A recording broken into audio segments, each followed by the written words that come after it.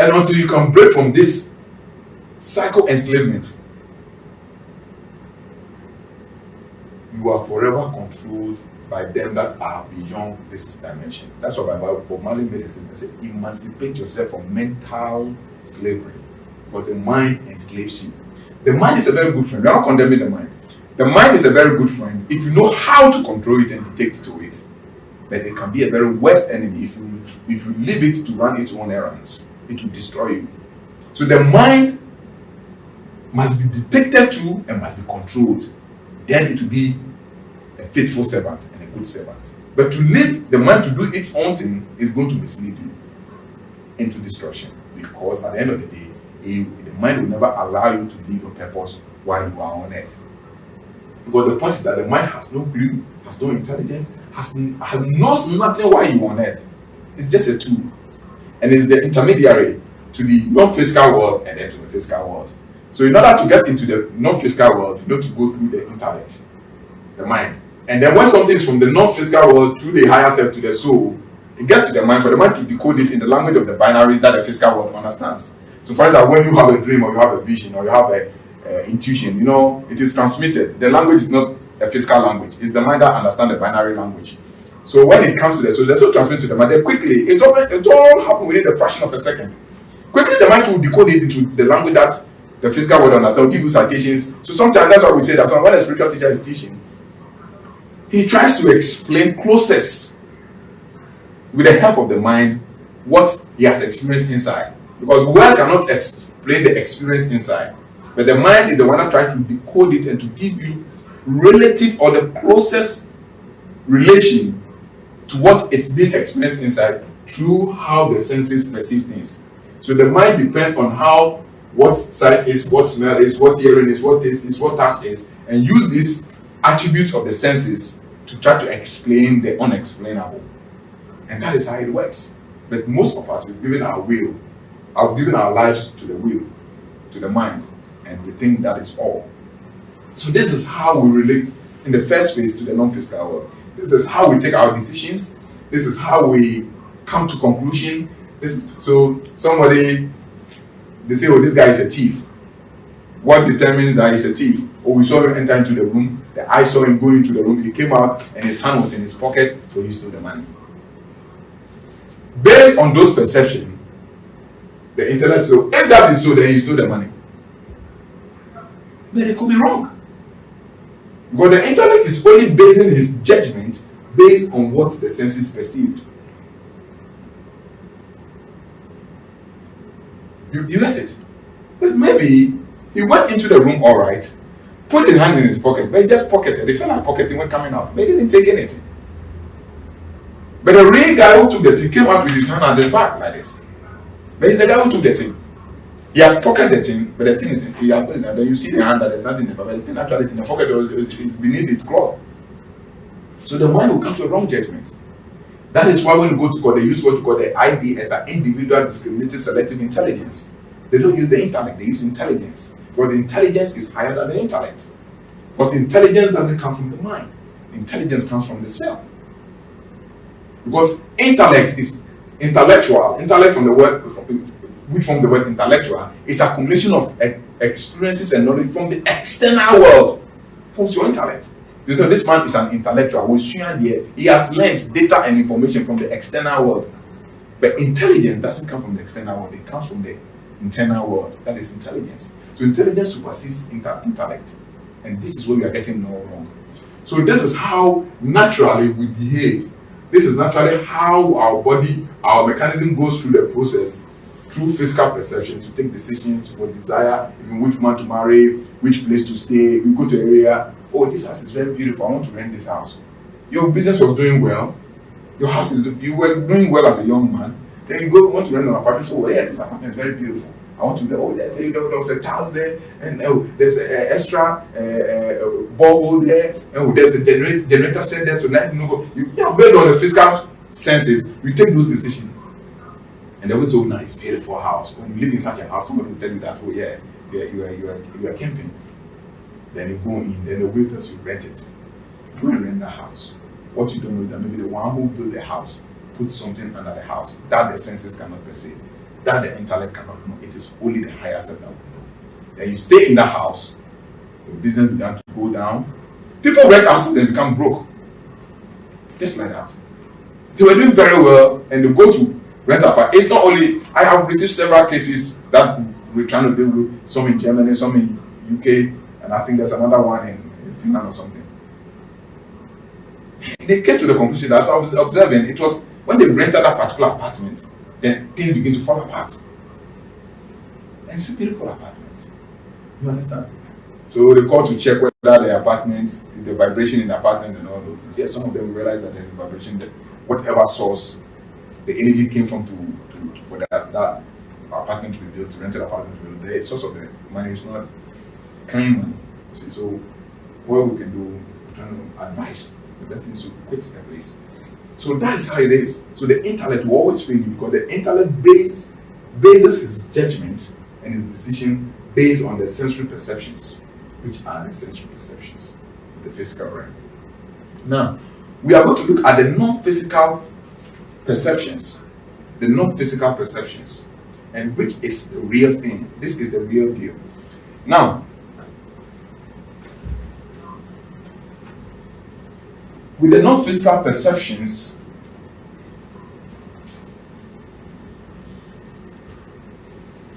non-physical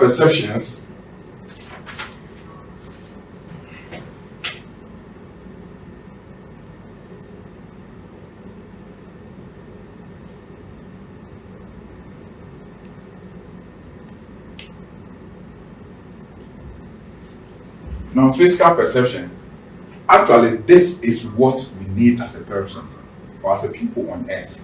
But this is where nobody can deceive us. This is where we have all our database intact, unadulterated. So anything you go there, pick, okay, when he was coming, I agreed that, okay, whatever he's going through is normal, let him go through. You get it? This is where you can have all those perceptions from. And these are perception of actuality and not reality. Those realities are your personal truth.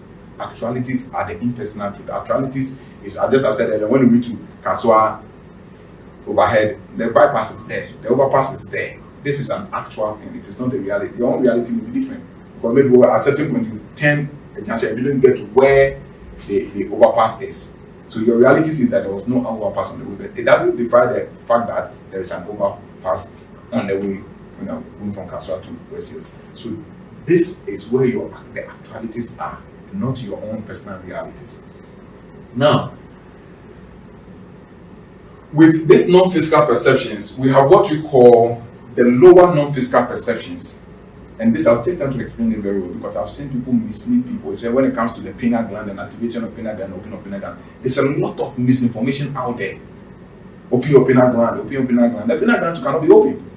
It's only activated because the pineal gland actually is not an eye, it's a gland. So what you open it for what? You open your eye, you can't open a gland. So when they're talking about opening pineal gland and all those, I don't get it. Pineal glands are activated. You see, so when we come to the non-physical perceptions, I'll take time to explain it well. We have the lower non-physical perceptions. You see, we have the lower non-physical perception. Lower non-physical perceptions. Okay, and these abilities are what we call the psychic abilities or the mystical abilities. They are a form of spirituality, but they are inferior spirituality. They are magical tendencies. So basically we call it the psychic abilities. In reality, when somebody is actually practicing psychic ability, the person is not actually practicing true spirituality.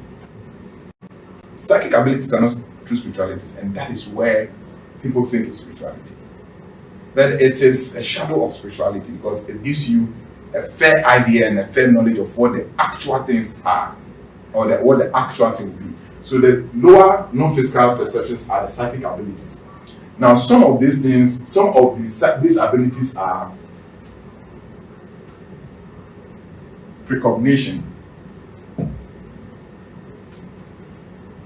retrocognition, or another word for it is postcognition.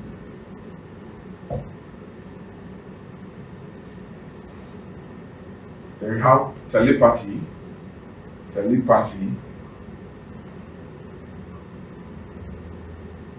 we have clairvoyance. We have clairaudience.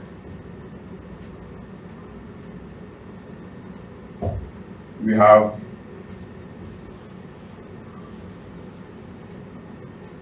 telekinesis.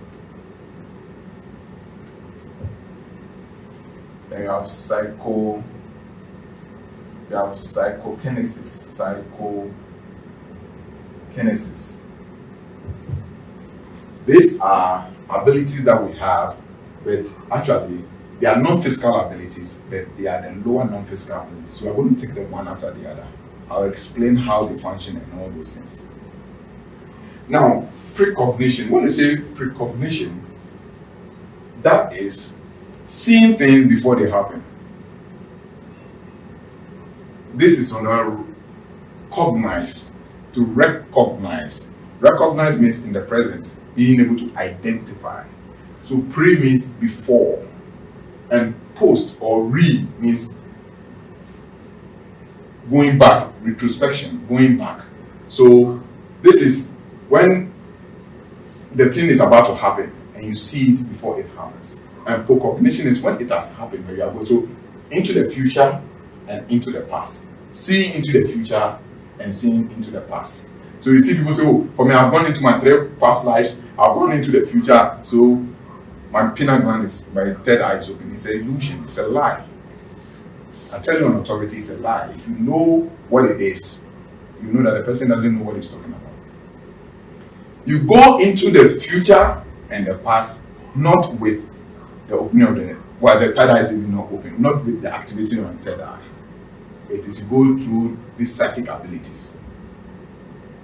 Because there are, excuse me, there are other lower beings and lower entities like the fetish and all those things that also can go into the past and go into the future. Doesn't mean that third eye is open. It's not open. That's just even to use the language we understand, opening of the third eye, because the third eye being the first place, it doesn't open. The pineal gland is not open. You understand? So being able to go into the future and being able to go into the past lives and future life, these are lower non-physical abilities, which are psychic abilities. And so people ask me, so can you know everything about your past? I say, no, for me, I don't know whether you can know everything about your past. When you know everything about your past and you know everything about your future, then there's no need for God. Then you are the God that controls all things, because you know exactly what will happen every second of it. Anybody that tells you that he knows everything about his past and knows everything about other person, you can tell you a chronology of every second what is going to happen in the future. He sleeps and he doesn't know when he's going to wake up.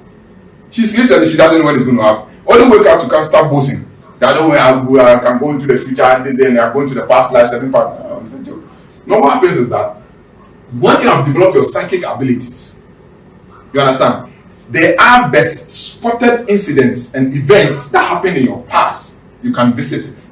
That I accept. It is possible. But there are times even, not even somebody who has having psychic abilities activated, but even a normal person who sleeps and something is disturbing him, but he has thought about the thing, try to find solution, what is happening. Then one day he sleeps and they take him to his past life, when he sees his great grandmother, then get some information, come and apply it, and it works. It happens to everybody, either in the sleepy state or either in the conscious state or the unconscious state. You get the whole thing. But when somebody tells you that he knows everything about his past life, 7 past life, 10 past life, yes, you may go travel 7, 8, 10 past life, 11 past life, fine. Just to have spotted informations, parts of the informations, just to help you. Maybe you are supposed to do something in this present lifestyle. You are not seeing what it is, you are confused. So they can take you introspection or retrocognition to enter into your past life. You're going to go, in my past life, I was this. And I was doing this. So that is why I have to do this. But not as in, you know everything about. I mean, some people even tell you that they know exactly when they are going to die. The time and the hour. Well, maybe the person is a god. You understand? And what I know about people can tell you exact time they will die are people who have signed contract with deities. So deities, the deities are giving you maybe 20 years to live. I'll do this for you, I'll make you famous, but you live for only 20 years. So he knows he's going to die 20 years. But what I know about true spirituality is that when it is time for you to exit and you are truly practicing, you'll be informed that your time is up. Prepare yourself. Then you say, okay, maybe they should give me a little bit more time, or okay, I'm ready to go. You understand? They'll pre-inform you. You just don't die like that. They'll pre-inform you. And we have the classical scenario in the Bible of King Hezekiah. When it was time, they told her that the message was sent to a prophet and said that your time is up, so put your house in order. But it wasn't ready at the time, so we have to renegotiate with the entity who sent the message and say, okay, go back. On this way, the prophet was told to go back and tell him that you've added some many years more to his life. Not to talk about King Hezekiah alone. I'm talking about my own father too. My own father was supposed to die. He had a vision that he was supposed to die. And he negotiated for 20 years that his last born has not finished university. So we would love to see his last born finish university before he dies. And my father died on the day our last born graduated from university. That's the very day he died. So the day he was dying, I was trying to make a prayer for him, and he told them, look, they were not agreeing. Yes, the angelic beings were there. They saw you pray. You tried to negotiate with them, but they didn't agree. I asked him why, and he said, this is the covenant I made when we were staying in National Estate. That's about 20 years ago. So, if not for King Hezekiah, I'm also talking about my practical life in my own house, in my own abode, from my own father. You understand? So this is what I know. And I also know people who I knew they had engagement with deities and entities. And they contracted entities to do specific things for them so they can tell you which year they will die. That's what I know. That if you are dealing with true spirituality, when your time is close, they will tell you that, look, your time is close, so prepare yourself. Then you may negotiate, maybe it's all you can play with the master, the master plays so and so. Then the master will give you a little grace of time or something like that. But not that you know it's the second hour you die. No. It is only when you have an engagement, you sell your soul to a particular entity. Then entity, you bargain with the entity. More people bargain with entities. You understand? So you bargain with entity, then they will tell you that. Oh, I know. I don't want to mention names. I know people bargain with entities. When their time was up, they prepared their house. They know that this year, this month, I will die. And that was the agreement he had with the entity.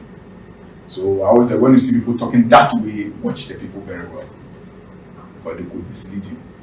So that is precognition and retrocognition or postcognition. Okay, that is entering to the present, past, and future. And we have telepathy. Okay, and telepathy is having a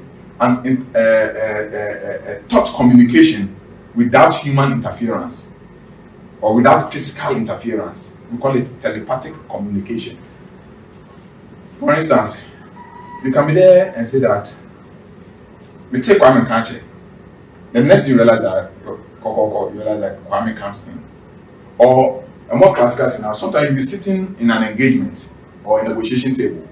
And at the time you want to say something, the other person say the same thing with you at the same time. It happens to all of us. And it is nature trying to tell us that these are unusual abilities you can explore for our own advantage. So you want to say something, realize that your friend you are talking with, at the moment you say it, you all say the same thing at the same time. That means you have what you call thought telepathy. Your wavelength clicked. And as part of the practice, sometimes we do it. As part of it, I can put the phone down. When we've done it, even the guys are trained, they'll put the phone down. I can talk to you. Call me. I'll mention your name. Call me. I'll send the signal through the phone. Call me. You see the sometimes, let me call friend, let me call PDF, let me call PDF. You don't know why, baby. Once you pick the call, you call, tell yes, you are growing up spiritually. Because I sent a communication thought wave to you and you're able to pick the signal. We call it telepathy. I remember when I started my practice about 18 years ago, Professor Bruce was the first man I met in Trotro, and we discussed spirituality with me. So we've been discussing, and one day, so we went through telepathy and all this. So one day he came to my office. He came around my office. In the evening, I was in the office, and it's a glass office, and there was curtains, so we couldn't see outside. So we're designing something, and then I think it was a late work, so we're two sitting there, and two other of the staff forgot it. Then I was sitting down, all of a sudden I said, I'm coming. Then one of them asked me, said, where are you going? There's nobody outside. I said, I'm coming. When I opened the door and went outside, the place was dark. There was no outside light. When I went out, I saw that Professor Bruce was standing. There was a coconut in front of close to my house. He was standing behind the coconut in the dark. So at the moment I got out and I was looking around at it, then he walked out of the darkness and said, shake me. You are growing spiritually. I said, why? He said he came to stand there about 30 seconds ago, sending the telepathy that should come out. He didn't want to enter and knock. But I realized that we're doing something. So when you're outside, you see us. But when we are inside, you don't see because of the light inside. So he stood outside and he sent the telepathy that I should come out, I should come out, I should come out. So that was what I felt like coming to see whether there's something outside. So this is normal practice we do, but that is at a lower level. You understand? So that is what we call telepathy, sending a thought to you. So there are times you can be there, maybe you are locked in a canal and you don't know what to do, you don't have a credit, and you need to communicate a very important information. You understand? You can send a telepathy to whoever you want to communicate and let your touch frequency be very strong and concentrate, and the person will call you. There are times you say, oh, man, I was just thinking about you and you called me. It happens to all of us. Oh, Charlie, you know, so I just thought of you now and you called me. That's what we call telepathy. Nature is telling us that we have these unusual abilities we can put to use for our advantage. But they are still not spirituality. We call it maybe the beginning of spiritual development. Those called the lower non-physical perceptions. Then from there we have what we call clairvoyance. This is the real thing. To see things spiritually, or see things beyond the physical region. When people begin to have visions and meta-visions, then they call it the third eye has opened. That is a great deception. They are having what we call clairvoyantic abilities. It is still a psychic abilities. Because the pineal gland is beyond mind. The third eye is beyond mind. But when they are having clairvoyance, because there are a lot of pastors who see, then they don't even know anything about what you call pineal gland. They don't know anything about third eye, but they see. There are a lot of fetish priests who see, but they don't know anything about pineal gland. They don't know anything about third eye. They've not gone through any assault. Sometimes when you watch movies, you see that the fetish priest, you see that the eye, they will use white to do one of the eyes. That's the eye you use to see. That is clairvoyantic eye. That is clairvoyantic eye. That is crystal that he used to gaze. It has nothing to do with the pineal gland. You get it? So when people begin to have clairvoyance, and I have seen people, anybody that comes to you and is talking about having clairvoyantic ability is talking about opening my pineal gland. That when I open my shoulder, I can see it. What are you going to see with the pineal gland? Oh, some teachers are in the system. What are you going to do see with the pineal gland? If you want to see spiritually, you have to develop your clairvoyance, the ability to see beyond the non-physical, and also then we have clairaudience, the ability to hear beyond the physical ear, because you have the physical ear which is used to hear physically, and we have the non-physical ear that we used to hear non-physical voices. So I can be sitting down with you and I'm talking to you and I'll be hearing things telling me what you're saying is a lie, but you won't hear what, but I'm hearing it loud and clear. It has nothing to do with my pineal gland. And we started hearing these things when we were doing psychic abilities, when the pineal gland was not activated. So when I'm talking on an experience, not something that I'm imagining. Well, I was having all those things, but at a certain point in time, you have to choose some of them. You wouldn't like to operate in all of them. I prefer the audibility than clairvoyance. I remember one interview, one of my friends who works at the university called me an interview. That's after the interview, Fred, you have to develop your clairvoyance. And seeing is very powerful. That's no. If you want to know what is in seeing, I don't want to be walking and be seeing people with their heads down and their legs up. And you see somebody walking and his face is down. I don't want to see those things. So I prefer the hearing.